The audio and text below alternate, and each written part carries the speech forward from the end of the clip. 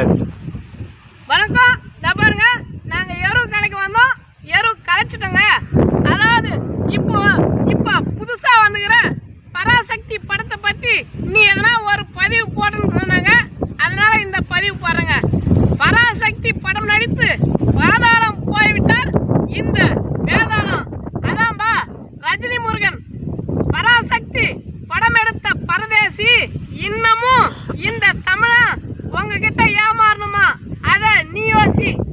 உலக மகாசக்தி பராசக்தியின் பேரை சொல்லி பித்தலாட்டம் செய்யும் ஏமானிகளா இன்னமும் மொழி போர்னு சொல்லி எங்களை ஏமாத்துகிற கோமாளிகளா?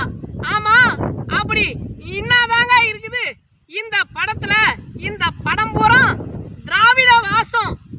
இவர்களால தான் இந்த தமிழ்நாடு ஆனது நாசம்.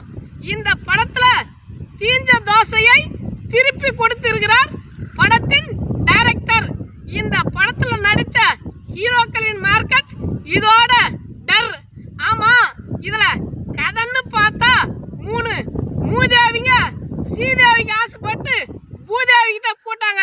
அதான்பா இந்தியை எதிர்க்க இந்திக்காரங்களுடைய கூட்டணிக்கு போட்டாங்க. அத என் ஸ்டைல்ல சொல்றேன். ஆதிபரா சக்தி அமட்டங்கையில கத்தி நீ ஏஞ்சி போடா லத்தி. இன்னமும் இத ஒரு படம்னு பார்க்க வந்துட்டே உனக்கு இருக்குதா புத்தி? ஆமா, தமிழர் நடிக்காத, தமிழர் இயக்காத, தமிழர் தயாரிக்காத ஒரு தமிழ் படம்னா அது இந்த பராசக்தி தாங்க. இத பத்தி டீட்டெயிலாக அடுத்த பதில பேசுறேங்க. நம்ம விவசாயம் சார்ந்தும் சமூகம் சார்ந்தும் பேசுறோம். உங்களுக்கு பிடிச்ச